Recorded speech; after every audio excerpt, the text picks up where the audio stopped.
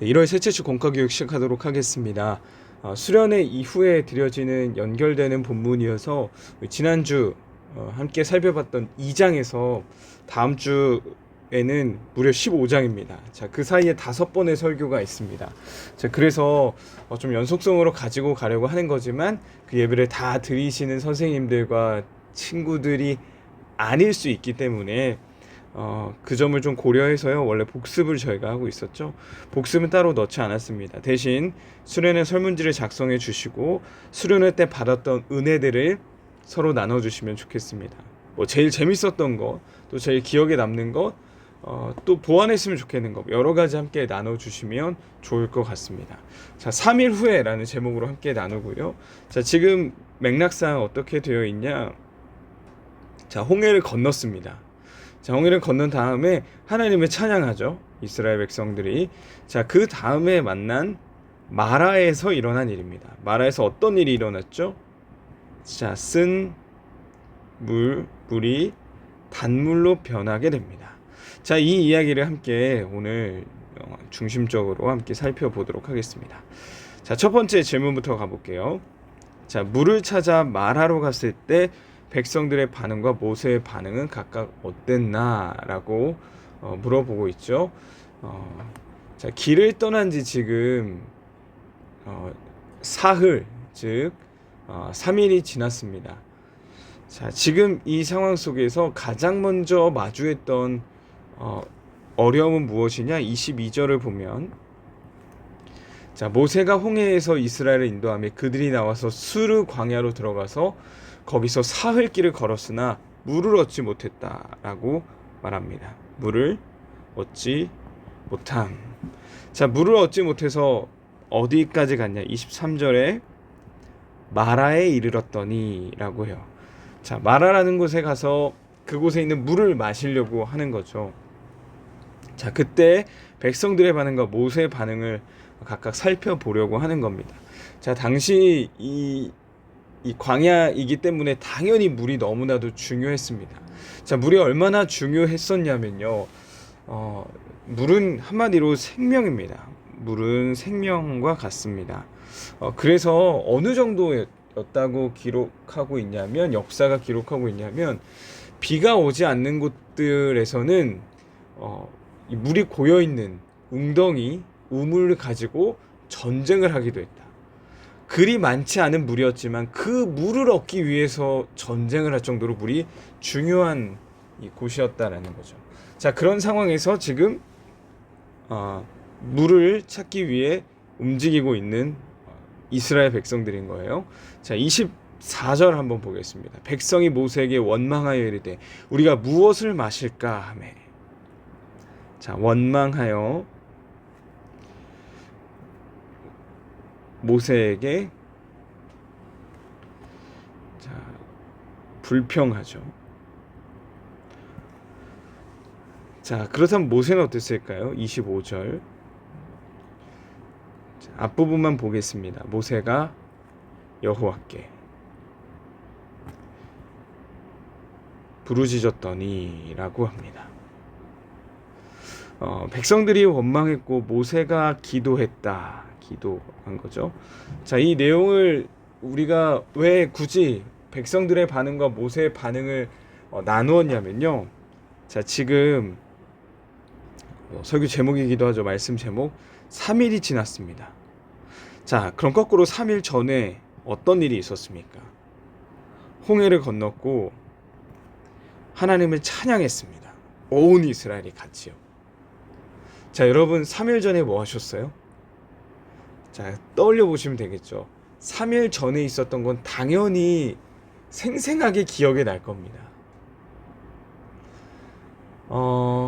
구원을 경험했던 이스라엘 백성들은 아직도 그것이 생생했을 거예요.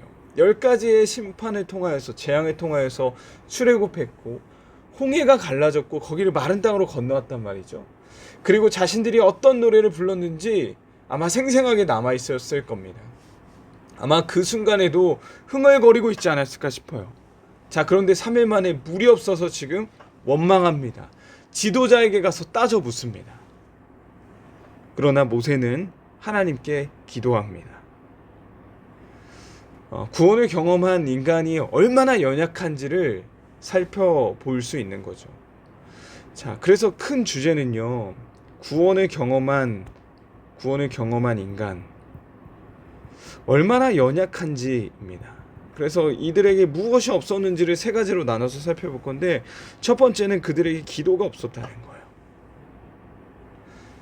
자, 우리를 너무나도 기적과도 같이 인도하셨던 그 역사가 있었지만 그 하나님께 기도하지 않았습니다. 그러나 모세는 기도했죠. 기도하니 어떤 일이 벌어져요? 하나님께서 그 쓴 물을 단물로 바꿀 수 있는 그 길을 열어주시잖아요. 한 나무를 가리키셨고 그걸 물에 던지라고 하셨고 던지니 단물이 되었다 이거잖아요. 기도가 없었다는 것, 그들에게 원망과 불평만 있었다는 것 살펴보게 됩니다. 자, 마라에서 어떤 기적을 보여주셨습니까? 자, 하나님이 한 나무를 가르치셨어요. 자, 그것을 물에 던지니 물이 어떻게 됐어요? 물에 던지니 물이 달게 되었다. 자, 물이 어떤 물이었는데요? 쓴 물이 달게 되었다라고 말하고 있습니다. 자, 두 번째, 그들에게 있었던 것은 무엇이냐, 어떤 태도냐면요, 바로 기대가 전혀 없었어요. 어떤 기대죠? 하나님을 향한 기대. 자, 이것도 3일 후에 있었던 일이라는 걸 기억하셔야 됩니다. 3일 전에 기적처럼 역사하셨던 하나님에 대한 기대가 사라져 버렸다는 거죠. 자, 우리에게 있는 모습입니다. 하나님의 놀라운 역사가 있지만 우린 그것을 경험했고 지금도 여전히 경험하고 있지만 우리는 실질적으로 그 하나님을 향한 기대, 어찌 보면 그 안에 있는 믿음이 부족한 게 우리의 모습이에요. 자, 이것이 어떻게 드러나고 있냐면요, 자, 그런 질문을 할 수 있죠. 어떻게 한 나무를 물에 던져서 달게 할까? 그 나무는 어떤 성질이었을까? 어떤 화학적인 반응이 나타나서 달게 되었을까? 자, 우리는 거기에 궁금하죠. 당연히 궁금한데요, 성경이 말하고 있는 건 뭘까요? 본문이 강조하고 있는 건 딱 하나밖에 없습니다. 그 나무가 어떤 나무였는지가 아니라요, 모세가 어떤 행동을 했느냐예요. 모세는 하나님이 가르치신 것을 던졌을 뿐이고 던지니 쓴물이 단물이 되었다라고만 말합니다. 자, 이것은 무엇과 같냐면요, 자, 출애굽기 14장에 보면 하나님께서 명령하시죠. 무슨 명령을 하시냐? 지팡이를 들고 손을 내밀어라 라고 명령하세요. 모세는요, 순종합니다. 어떻게 되죠? 순종한 대로 열매를 맺습니다. 홍해가 갈라지게 됩니다. 자, 14장에도 똑같이 하나님이 명령하셨고 모세가 순종하니 그대로 되었다, 열매를 맺었다 라고 14장에서 말하고요, 15장에서도 동일합니다. 하나님이 나무를 가리키셨고 모세가 말씀대로 행했더니 쓴물이 단물이 되었다. 이게 성경이 말하는, 강조하는 전부입니다. 자, 그러니까 결국에 이들에게 필요했던 건 믿음 안에 있는 믿음을 기반으로 한 기대라는 거죠. 자, 26절을 보면 하나님께서 하나의 선택권을 제시하세요. 자, 26절 보시면 그 내용이 무엇이냐면요, 26절 한번 찾아보세요. 자, 26절 보면 첫 번째, 여호와의 말을 들어 순종하라. 두 번째, 의를 행하라. 자, 세 번째, 계명에 귀를 기울이라. 네 번째, 모든 규례에 지키라. 자, 그러면 어떻게 하겠다 하시냐면, 애굽 사람에게 내린 모든 질병 중 하나도 너희에게 내리지 아니할 거다. 자, 질병에서부터의 구원이죠.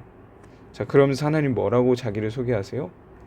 너희를 치료하는 여호와다. 여호와 라파가 여기 나옵니다. 자, 여기에 이 26절에 나와 있는 내용은 간단합니다. 순종이에요. 순종하면 심판을 면할 수 있다. 자, 계속 이 출애굽기 14장 15장 이어지는 내용은 순종이에요. 순종. 이 순종도 역시 무엇을 기반으로 하죠? 믿음입니다. 믿음.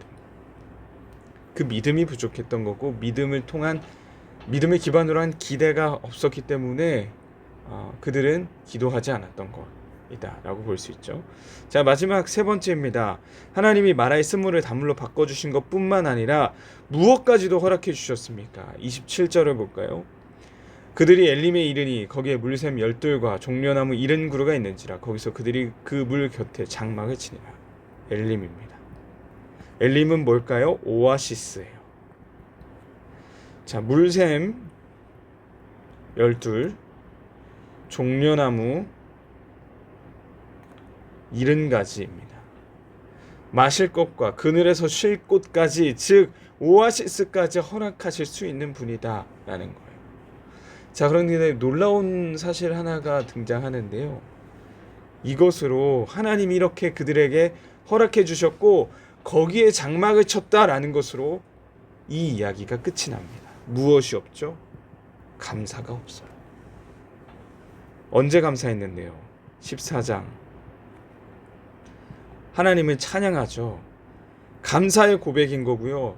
마땅한 고백입니다. 근데 그것이 사라져 버렸어요. 며칠 만에요? 3일 만에. 이게 우리입니다. 우리. 이게 우리고 지금의 우리고 연약한 우리의 모습이에요. 자, 그렇기 때문에 우리에게 필요한 것이 무엇일까요? 한번 우리 수련회입니다. 뭐 특세든 수련회든 가장 중요한 건요. 은혜 받는 거겠죠. 근데 그보다 중요한 게 있습니다. 은혜를 유지하는 겁니다. 자, 은혜를 받는 것만큼이나 은혜를 받은 은혜를 유지하는 게 그래서 중요합니다. 큰 은혜 받았잖아요. 홍해를 통해서. 근데 3일 만에 다 사라졌어요. 기도도 없었고 기대도 없었고 감사도 없었습니다. 수련회 우리 아이들에게 반드시 은혜 주실 줄 믿습니다. 그 받은 은혜 가지고요. 그 은혜 유지하면서 더 그걸 풍성하게 하면서 살아가야 할 것입니다.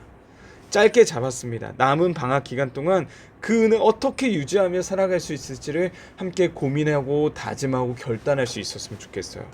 무엇보다 우리에게 가장 필요한 건 계속되는 은혜의 공급입니다. 말씀 다시 한번 결단할 수 있게 해주시고 이것을 함께하면 더 좋습니다. 우리 리딩 지저스도 많이들 하고 계시잖아요. 성경 읽은 걸 나눠주시고 함께 독려해 주시고 남은 이 방학 기간 동안 이 말씀 읽기로 또한 같이 기도하면서 말씀을 통해 기도하면서 서로가 계속 세워져 나가는 은혜가 있기를 바랍니다. 수련회를 마치고 하는 공과이기 때문에 우리 선생님들 토요일까지 이어지는 일정이어서 준비하시는 시간이 여유롭지 않으실 거라 생각됩니다. 말씀도 이 본문 자체가 어렵지 않으니까 또 주일에 말씀 들으시면서 다시 한번 정리해서 아이들과 나눠주셔도 좋지 않을까 생각됩니다. 우리 공과교육 여기서 마치도록 하겠습니다.